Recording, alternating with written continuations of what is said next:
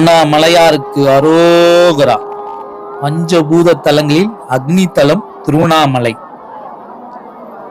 அக்னியே அனைத்துக்கும் மூலம். அண்ணாமலையாருக்கு அரோகரா. திருவாரூரில் பிறந்தால் முக்தி, காசியில் இறந்தால் முக்தி, தில்லை சிதம்பரத்தை தரிசித்தால் முக்தி, திரு அண்ணாமலையாரை நினைத்தாலே முக்தி. அண்ணாமலையாருக்கு அரோகரா. ஞானிகளின் வீடு திருவண்ணாமலை, சித்தர்களின் சரணாலயம் திருவண்ணாமலை. அண்ணாமலையாருக்கு அரோகரா. நாம் பார்த்து கொண்டிருக்கும் கோபுரம் திரு அண்ணாமலையாரின் கிழக்கு வாசல் கோபுரம்.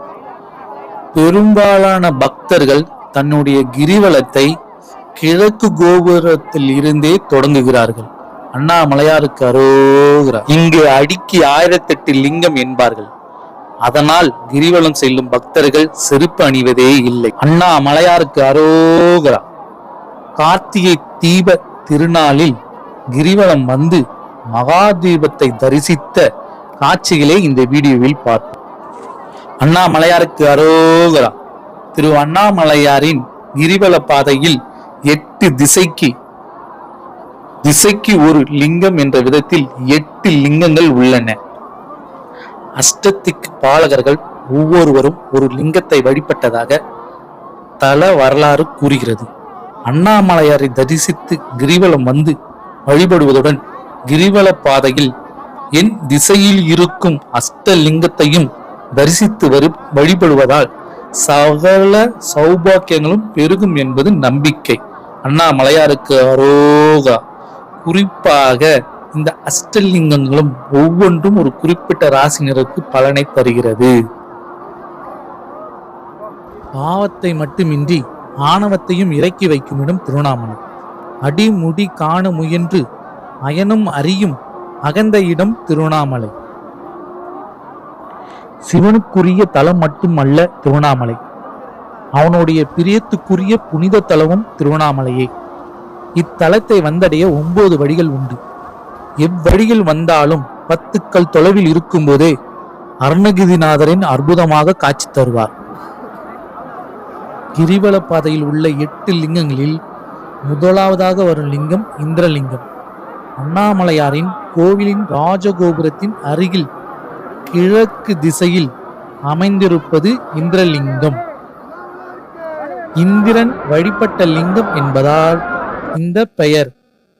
ரிஷபம் மற்றும் துலாம் ராசிக்காரர்கள் வழிபட வேண்டிய இந்திரலிங்கம். சுக்கிரன் சூரியனுக்குரிய திசை கோவில் என்பதால் இங்கு வணங்கினால் ராஜபோக வாழ்க்கை அடையலாம் என்பது ஐதீகம். அண்ணாமலையாருக்கு அரோகரா. கிரிவல பாதையில் 2வதாக இருக்கும் லிங்கம் அக்னி லிங்கம். தென்கிழக்கு திசையில் அமைந்திருக்கிறது இந்த ஆலயம். சிம்ம ராசிக்காரர்கள் வழிபட வேண்டிய லிங்கம் அக்னி லிங்கம். சந்திரனுக்கு அக்னி வடிவில் காட்சியளித்த லிங்கமே குளிர்ந்து இங்கு அக்னி லிங்கமாக காட்சியளிக்கிறதாம். சேஷாஸ்திரி சுவாமிகள் ஆசிரமத்திற்கு அருகில் இந்த ஆலயம் உள்ளது. இந்த ஆலயத்தின் இறைவனை வழிபட்டால் மன சஞ்சலங்கள் நீங்கும் என்பது நம்பிக்கை. மலையை சுற்றி கிரிவலம் வருவது என்பது அந்த மகேஸ்வரனை சுற்றி வந்து வணங்குவதாகும். அதனால் கிரிவலம் வரும்போது மிக கவனமாக இருக்க வேண்டும். தூய நீரில் குளித்துவிட்டு தூய ஆடை அணிந்து கிரிவலம் வருவது சிறப்பு. ஆண்கள் சட்டை அணியாதல் வெற்றுடமுடன் வருவது சக்தியை உள்வாங்கிக் கொள்ள உதவும். மலையை இடமிருந்து வலமாக சுற்ற வேண்டும். மெதுவாகவும் நிதானமாகவும் நடக்க வேண்டும். ஏனென்றால் நாம் கிரிவலம் செல்லும் போது நம் அருகிலேயே சித்தர்களும் ஞானிகளும் யோகிகளும் கிரிவலம் வர வாய்ப்பு உண்டு. நாம் வேகமாக நடக்கும்போது அவர்களை இடித்து விடுவோம். அதை தவிர்ப்பது நல்லது. அதனால் ஒரு கர்ப்பிணி பெண் போல் மெல்ல அடி எடுத்து வைத்து நடக்க வேண்டும். சிவனை மனதில் நினைத்து கொண்டு சிவனே என்று நடப்பது கோபம், வெறுப்பு, கவலை போன்ற எதிர்மறை உணர்வுகளுக்கு இடம் அளிக்க கூடாது. கிரிவலம் செல்லும் போது மௌனமாகவோ அல்லது சிவனுடைய நாமத்தை சொல்லிக்கொண்டே நடக்க வேண்டும். அப்போது நமக்கு மகத்தான சக்திகள் விளையும். கிரிவலம் செல்வதற்காக நாம் ஒரு அடி எடுத்து வைத்தால் மனதில் தேங்கிய மாசுகள் அகலும். 2 அடி எடுத்து வைத்தால் கொடும் சொற்களால் நேர்ந்த பாவங்கள் நீங்கும். 3ஆம் அடி எடுத்து வைத்தால் நாம் உடலால் பிறருக்கு செய்த தீங்குகள் விலகும். அண்ணாமலையாருக்கு அரோகரா. நாம் எடுத்து வைக்கும் ஒவ்வொரு அடியும் 1000 அஸ்வமேத யாகம் பலனை தரும் என்கிறது அருணாச்சல புராணம். மார்கழி மாதத்தில் கிரிவலம் வந்தால் அந்த ஆண்டு முழுவதும் கிரிவலம் வந்து அடையும் பலனுக்கு சமமான பலன் கிடைக்கும் என்பது நம்பிக்கை. தை மாதத்தில் கிரிவலம் வந்தால் செய்த பாவங்கள் அகலும் என்பது ஞாயிற்றுக்கிழமை கிரிவலம் வந்தால் உடற்பிணி நீங்கும். சிவனின் திருவடி நிழல் கிடைக்கும். திங்கட்கிழமை கிரிவலம் வருபவர்கள் அளவில்லா ஆற்றலை பெறுவார்கள். செவ்வாய்க்கிழமை கிரிவலம் வருபவர்களுக்கு வறுமையும் துயரமும் நீங்கும் மற்றும் பிறவி தலையில் இருந்து விடுபடலாம். புதன்கிழமை கிரிவலம் வருபவர்களுக்கு வித்தைகளில் மேம்பாடு கிடைக்கும். வியாழக்கிழமை கிரிவலம் வருபவர்களுக்கு ஞானமும் அறிவும் கூடும். வெள்ளிக்கிழமை கிரிவலம் வருபவர்களுக்கு விஷ்ணுவின் பாதம் கிடைக்கும் என்பது நம்பிக்கை. சனிக்கிழமை கிரிவலம் வருபவர்களுக்கு நவகிரகத்தின் அருள் கிடைக்கும் என்பது நம்பிக்கை. கிரிவலம் செல்வதனால் உடல் ஆரோக்கியம் பெறுகிறது மற்றும் மனது அமைதி அடைகிறது. உடற்பிணி மட்டுமின்றி மனப்பிணியும் நீங்கும். மருத்துவமலை அண்ணாமலை. அருணன் என்றால் வினைகளை அகற்றுபவன் என்று பொருள் கொள்வார். அருணாச்சலத்தை கண்டவுடன் அது நாள் வரை ஒருவர் பெற்றிருந்த வினை பயன்கள் முற்றாய் அழிகின்றன என்பதில் ஐயமில்லை. திருப்புகழை பாடிய அருணகிரி இங்குதான் பிறந்தார். இவ்வூரில் மட்டுமே மாணிக்க வாசகருக்கு தனி கோயில் உள்ளது. அருணை, அருணாச்சலம், முக்திபூரி, சிவலோகம், அன்னநாடு போன்ற திருவண்ணாமலைக்கு உரிய வேறு பெயர்கள் ஆகும். அண்ணாமலையாரின் அற்புதமே அது தன்னுடைய பக்தர்களுடன் ஏற்படுத்தி கொண்ட நட்பு ரீதியான பந்தம்தான். அதனால்தான் பக்தர்கள் மாதம் கிரிவலம் தவறாமல் வருகிறார்கள். அண்ணாமலையாருக்கு அரோகரா. கிரிவல பாதையில் 3ஆவதாக இருக்கும் லிங்கம் யமலிங்கம். தென் திசை அதிபதியான யமன் வழிபட்ட லிங்கம் யமலிங்கம் என்று அழைக்கப்படுகிறது. கிரிவலம் சென்ற யமனுக்கு சிவன் பெருமான் தாமரை மலரில் லிங்கமாக தோன்றி அருளினார். இந்த ஆலயத்து இறைவனை வழிபடுவதால் ஆயுள் பலம் உண்டாகும், வீண் விரயங்கள் நீங்கும். விருச்சக ராசிகர்கள் வணங்க வேண்டிய தலம் இந்த யமலிங்கம். அண்ணாமலையாருக்கு அரோகரா. ஓம் நமச்சிவாய.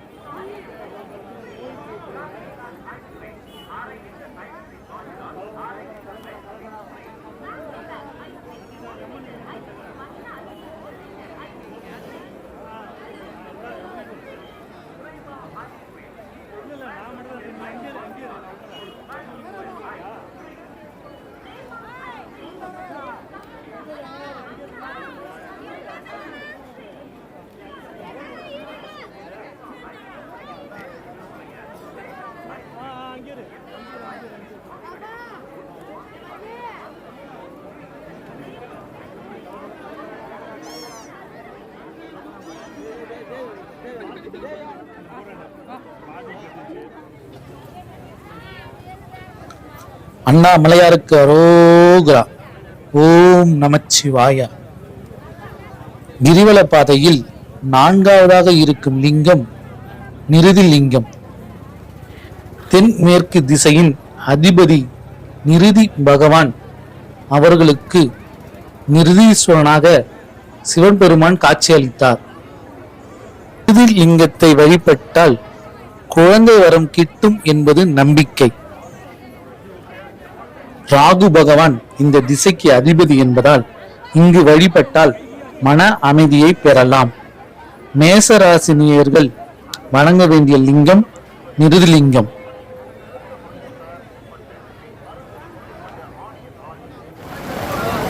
அண்ணாமலையாருக்கு அரோகரா.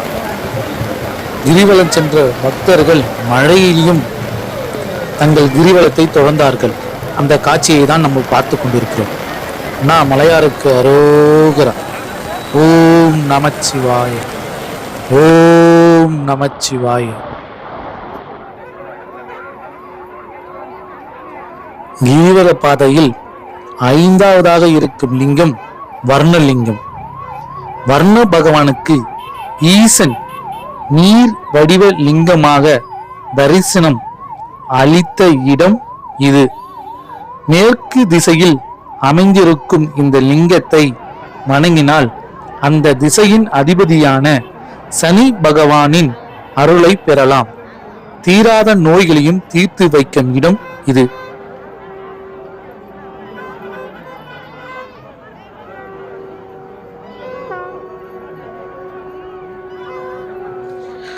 மகரம் மற்றும் கும்பராசிக்காரர்கள் இவரை வழிபட்டு வாழ்வில் சகல வளங்களையும் பெறலாம். அண்ணாமலையாருக்கு அரோகரா. ஓம் நமச்சிவாய, ஓம் நமச்சிவாய, ஓம் நமச்சிவாய.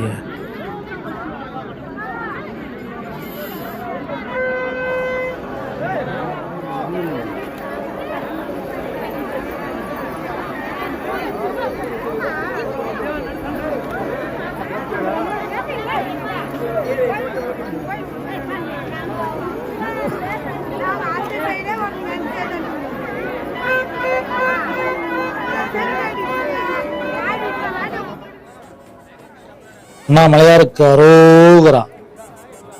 கிரிவல பாதையில் ஆறாவதாக இருக்கும் லிங்கம் வாயு லிங்கம். வடமேற்கு திசையில் அமைந்திருக்கும் ஆலயம் இது. பஞ்ச கீர்த்தியா என்ற தேவலோக மலரின் வாசமாக தோன்றிய ஈசன் வாயு பகவானை இங்கு ஆட்கொண்டாராம். கடகராசி நேயர்கள் வணங்க வேண்டிய தலம் இது. இங்கு வந்து வணங்குபவர்களுக்கு வடமேற்கு திசையின் அதிபதியான கேது பகவான் சகல யோகங்களையும் அளிப்பார் என்பது நம்பிக்கை. அண்ணாமலையாருக்கு அரோகரா. ஓம் நமச்சிவாய.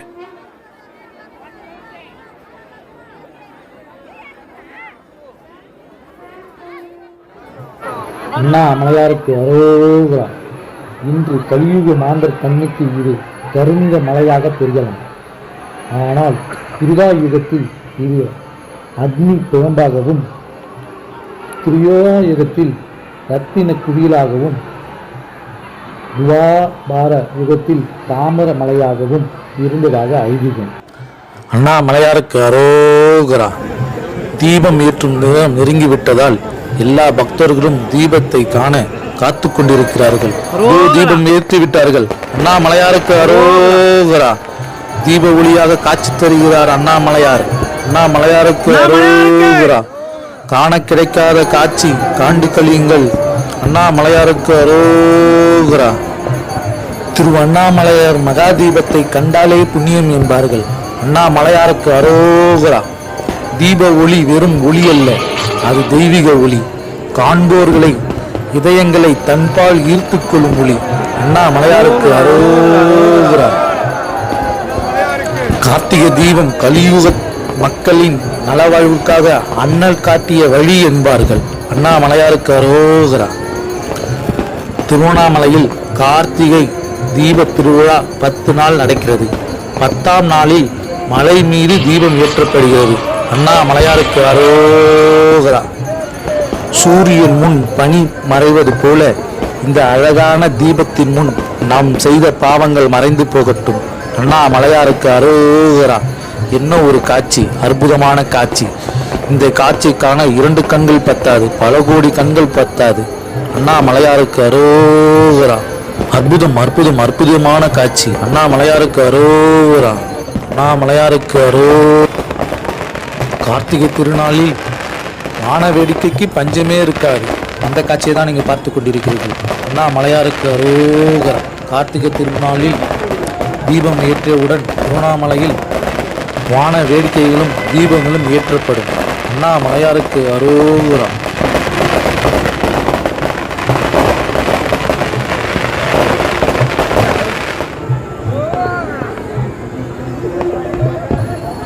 மலையின் உயரம் 800 மீட்டர், அதாவது 2668 அடிகள் கொண்ட மலை மீது அண்ணாமலையார் தீபம் அருமையாக ஏற்றப்படுகிறது. அருமை அருமை. தீப திருவிழாவின் 10ஆம் நாள் காலை அண்ணாமலையார் திருக்கோவிலில் பரணி தீபம் ஏற்றப்படும். பரணி நட்சத்திரத்தில் ஏற்றப்படுவதால் இவ்வாறு அழைக்கப்படுகிறது பரணி தீபம் என்று. மாலை அண்ணாமலையார் கோவில் உச்சியில் தீபம் ஏற்றப்படுகிறது. அண்ணாமலையார் மலை உச்சியில் இருக்கும் அழகோ அழகு. ஜோதி வடிவில் காட்சியளிக்கிறார். இந்த வீடியோவின் குறிக்கோளே என்னவென்றால், இந்த தீபத்தை அனைவரும் கண்டு ரசிக்க வேண்டும். அண்ணாமலையாருக்கு அரோகரா. சிலரால் தீபத்தை நேரில் வந்து காட்சியை காண முடியாது. ஆனால் அவர்களின் மனக்குறையை தீர்ப்பதற்காகவே உருவாக்கப்பட்ட வீடியோ தான் இது. அண்ணாமலையாருக்கு அரோகரா. அற்புதம் அற்புதம். காண கோடி கண்கள் வேண்டும். அண்ணாமலையாரின் தீப ஜோதியை பார்த்தவுடனே என் பாவங்கள் தீரும். அண்ணாமலையாருக்கு அரோகரா. தீப ஒளியை பார்க்கும்போது வார்த்தைகளே வரவில்லை. அண்ணாமலையாருக்கு அரோகரா. வாய்ப்பை பயன்படுத்திக் கொள்ளுங்கள். அண்ணாமலையாருக்கு அரோகரா. அரோகரா. அண்ணாமலையாருக்கு அரோகரா. கிரிவல பாதையில் 7ஆவதாக இருக்கும் லிங்கம் குபேரன் லிங்கம். செல்வங்களை இழந்த குபேரன் இந்த இடத்தில்தான் அண்ணாமலையாரை தரிசித்து வணங்கி இழந்த செல்வத்தை மீண்டும் பெற்றார் என்கிறது புராணம். இந்த லிங்க மூர்த்தியை வழிபடுவதால் குபேர யோகம் அடையலாம் என்கிறது புராணம். குரு பகவானின் திருவருள் கிட்டும் தனுஷு மீன ராசினர்களுக்கு வழிபட வேண்டிய சுவாமி குபேரலிங்கம். அண்ணாமலையாருக்கு அரோகரா.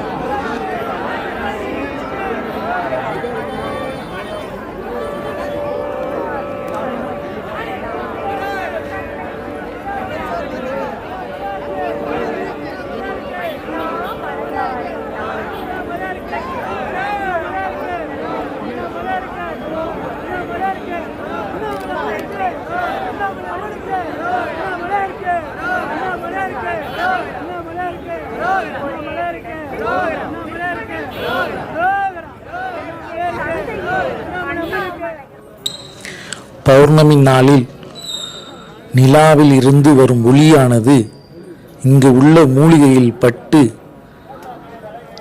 பரவும் என்பது நம்பிக்கை. அதனால்தான் பௌர்ணமி அன்று கிரிவலம் செல்கிறோம். மலையில் பட்ட நிலாவின் ஒளிக்கதிர்கள் மலையில் பட்டு நம் மீது பட்டு நம் செய்த பாவங்களும் பிணிகளும் நீங்கும் என்பது நம்பிக்கை. அண்ணாமலையாருக்கு அரோகரா. நிலா எவ்வளோ அழகாக இருக்கிறது பார்த்தீர்களா? பௌர்ணமியின் அழகோ அழகுதான். அண்ணாமலையாருக்கு அரோகரா. ஓம் நமச்சிவாய. ஓம் நமச்சிவாய. அண்ணாமலையாருக்கு அரோகரா. கிரிவல பாதையில் 8ஆவதாகவும் மற்றும் இறுதியாகவும் இருக்கும் லிங்கம் ஈசானிய லிங்கம். வடகிழக்கு திசையில் சுடலையின் அருகில் அமைந்துள்ள ஈசானிய லிங்கம் நந்தீஸ்வரர் பகவான் வணங்கிய மூர்த்தி இவர். ஈசனை தவிர வேறு எதுவுமே சாத்தியமில்லை என்பதை உணர்த்தும் ஞான சந்நிதி இது. இந்த திசையின் அதிபதி புதன் என்பதால் இங்கு வணங்கினால் கல்வி கலைகளில் தேர்ச்சி பெறலாம். மிதுனம் மற்றும் கன்னிராசி நேயர்கள் வழிபட வேண்டிய சன்னதி ஈசானி லிங்கம். அண்ணாமலையாருக்கு அரோகரா. கிரிவல பாதையில் உள்ள அனைத்து லிங்கங்களையும் வணங்கி அனைத்து கோயில்களையும் வணங்கி முக்தி பெற வேண்டும் என்பதே எனது எண்ணம். அண்ணாமலையாருக்கு அரோகரா, அண்ணாமலையாருக்கு அரோகரா. கிரிவல பாதையில் உள்ள 8 முக்கிய லிங்கங்களை இந்த வீடியோவில் நாம் பார்த்தோம். மற்றும் பிற லிங்கங்களும் உள்ளன, அதையும் கிரிவலம் செல்லும்போது கண்டு ரசியுங்கள். பல கோவில்கள் உள்ளது, பல சன்னதிகள் உள்ளது. கிரிவல பாதையில் செல்லும்போது எல்லா சன்னதிகளையும் பார்த்து ரசித்து வணங்கி கொண்டு வாருங்கள். கிரிவலம் செல்வது என்பது 14 கிலோமீட்டர். மலையை சுற்றி இருக்கிற ரோட்டில் தான் நம்ம சுற்ற போகிறோம் கிரிவலத்தை. மொத்தம் அது 14 கிலோமீட்டர் இருக்குது. ஐயோ 14 கிலோமீட்டர் என்று நினைக்க வேண்டாம். சிவனின் ஞாபத்தை உச்சரித்து கொண்டே உங்களை ஒருநிலைப்படுத்தி நீங்கள் நடந்தீர்கள் என்றால், கூட்டங்கள் பல இருந்தாலும் சரி, தூரங்கள் பல இருந்தாலும் சரி, அந்த அலுப்பே நமக்கு தெரியாது. அண்ணாமலையாருக்கு அரோகரா. எவ்வளோ பேர் மக்கள் இருக்கிறார்கள் பார்த்தீர்களா? அவ்வளோ பேரும் அண்ணாமலையாரை கிரிவலம் வந்து திரு அண்ணாமலையாரின் தீபத்தை ரசிக்க வந்த பக்தர்கள் ஆவார்கள். சரிங்களா? இந்த வீடியோவோட நோக்கம் என்னன்னா, நேரில் வர முடியாதவங்களும் சரி, தீபத்தை பார்க்கணும் ஆனால் பார்க்க முடியாதவங்களும் சரி, இந்த வீடியோவை பார்த்து பலன் பெற வேண்டும் என்பதே இந்த வீடியோவின் நோக்கமாகும். நம்ம இப்போ எங்கே தொடங்கணுமோ கிழக்கு கோபுரத்திலே தொடங்கணும். இப்போ கிரிவலத்தை கிழக்கு கோபுரத்திலேயே முடிக்கிறோம். சரிங்களா? நீங்களும் அதேமாதிரி எங்கே தொடங்குறீங்களோ அங்கேயே முடிங்க கிரிவலத்தை. மொத்தம் கிரிவல பாதை 14 கிலோமீட்டர். எல்லா சன்னதியும் பாருங்கள். எல்லா சன்னதிலையும் உங்கள் கற்பூரத்தை ஏற்றுங்க. கற்பூரத்தை ஏற்றி உங்களுக்கு என்ன தேவையோ அதை கடவுள்கிட்ட கேளுங்க. மனசார கேளுங்க. கண்டிப்பாக அதை நிறைவேறும். அது நிறைவேறது தான் இவ்வளோ பக்தர்கள் கூட்டம் 14 கிலோமீட்டர் நடந்து வராங்க. சரிங்களா? அண்ணாமலையாருக்கு அரோகரா. அண்ணாமலையாரை நினைப்போம், நம் பாவங்களிலிருந்து முக்தி பெறுவோம். அண்ணாமலையாருக்கு அரோகரா. அண்ணாமலையாருக்கு அரோகரா. ஓம் நமச்சிவாய, ஓம் நமச்சிவாய, ஓம் நமச்சிவாய. இந்த வீடியோவில் ஏதாச்சும் குறை நிறைகள் இருந்தால் என்னை மன்னிச்சுக்குங்க. எனக்கு என்ன தெரிஞ்சதோ அதை சொல்லியிருக்கேன். நான் என்ன படித்தனோ அதை சொல்லியிருக்கேன். என்ன கேட்டனோ அதை சொல்லியிருக்கேன். சரிங்களா? எனக்கு தெரிஞ்சதை பண்ணியிருக்கேன். என்னோட நோக்கமே இதை பக்தர்கள் எல்லாரும் தெரிஞ்சுக்கணும், இந்த திருவண்ணாமலை கிரிவலத்தை பற்றிங்கிறதால எனக்கு தெரிஞ்சதை எனக்கு தெரிஞ்ச முறையில் சொல்லியிருக்கேன். அண்ணாமலையாருக்கு அரோகரா. அண்ணாமலையாருக்கு அரோகரா. ஓம் நமச்சிவாய. எல்லாருக்கும் இந்த கிரிவல தீபத்தோட அருள் எல்லாருக்கும் கிடைக்கணும்னு அண்ணாமலையாரை வேண்டிக்கிறேன். அண்ணாமலையாருக்கு அரோகரா. அண்ணாமலையாருக்கு அரோகரா.